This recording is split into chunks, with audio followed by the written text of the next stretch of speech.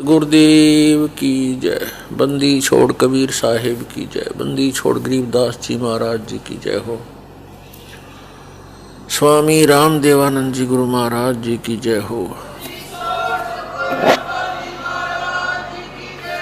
गरीब नमो नमो सतपुरुष को नमस्कार गुरु की नहीं।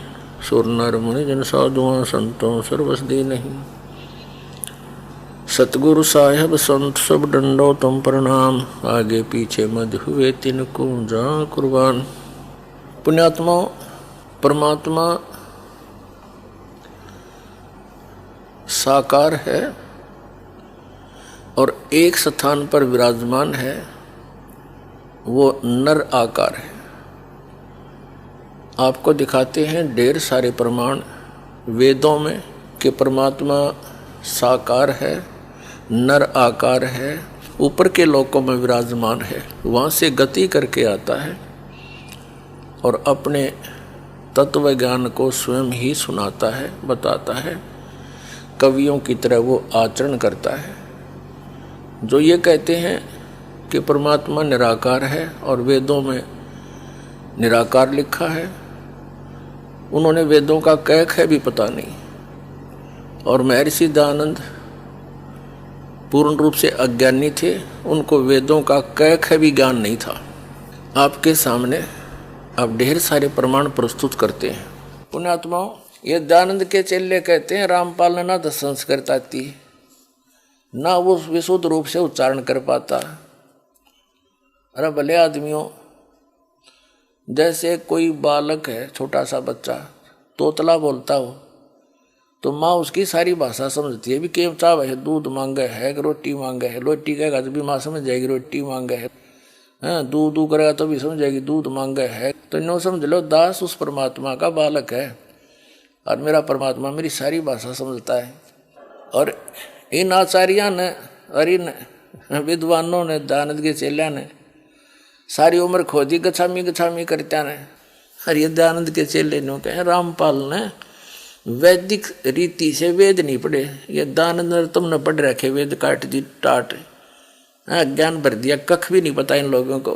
और सबसे बड़ी खुशी तो ये मनानी चाहिए, इनको कुछ अकल आनी चाहिए जो विरोध कर रहे हैं दास का, कि ये कहते हैं रामपाल ने संस्कृत नहीं आती और ये सारे ग्रंथ खोल के दर दिए। तो यही दिमाग से काम ले लो। Who is Rampal? ये दास उस परमात्मा का, ये रामपाल दास उस परम पिता का, उस परमेश्वर कबीर देव का दास है। उसकी दी हुई बुद्धि से सब सद ग्रंथों को समझा है।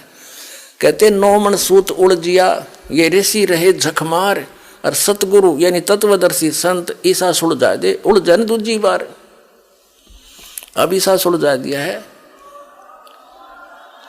इस कलयुग में नहीं उलझ सकता अभी। अब ये थोड़े से दिन में ये ट्या ट्या करने वाले हैं ना विरोधी, सिर पटक कर बैठ जाएंगे। जनता इन्हें बोलने नहीं देगा। बच्चा बच्चा भी बस चुप हो जाओ, तेरे दिन सुन ली तुम्हारी ये बकवाद। अरे सामने प्रमाण दिखा रहा है, दास ने गला पड़ा लिया और जेल तक जा लिया इस सच्चाई को ऊपर लाने के लिए, और ये फिर भी बकवाद कर रहे हैं। इस दास ने तो न्यौछावर कर रखा है जीवन परमात्मा के लिए। परमात्मा के बच्चों तक इस तत्व ज्ञान को पहुंचा कर छोड़ूंगा, चाहे कुछ भी बीतो मेरे साथ।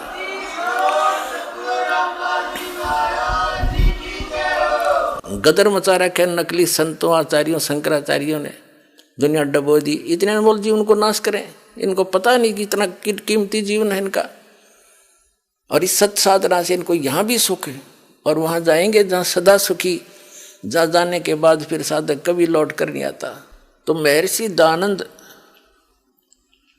और अन्य जितने भी महापुरुष हुए हैं जो अध्यात्म मार्ग में आगे बढ़ने की जिन्होंने चेष्टा की है, वे सभी पुण्यकर्मी प्राणी होते हैं, परमात्मा के लिए तड़फ रहे होते हैं। और उसी तरफ में ये महापुरुष इधर उधर जाते हैं। उनको मालूम होता है, धीरे धीरे ज्ञान होता है एक दूसरे से सुनकर, कि परमात्मा की जानकारी तत्वदर्शी संत बताया करते हैं। तो संतों की खोज में सभी महापुरुष निकल पड़ते हैं। पुण्यात्माएं जितनी भी हैं वो भगवान की भक्ति बिना नहीं रह सकते। उसके लिए वो संतों के पास जाते हैं। उनका सौभाग्य और दुर्भाग्य साथ होता है। उनको जैसे संत मिलते हैं वो उनको परम संत मानकर आश्रित हो जाते हैं। उनके द्वारा प्राप्त ज्ञान पर वो दृढ़ होकर लग जाते हैं।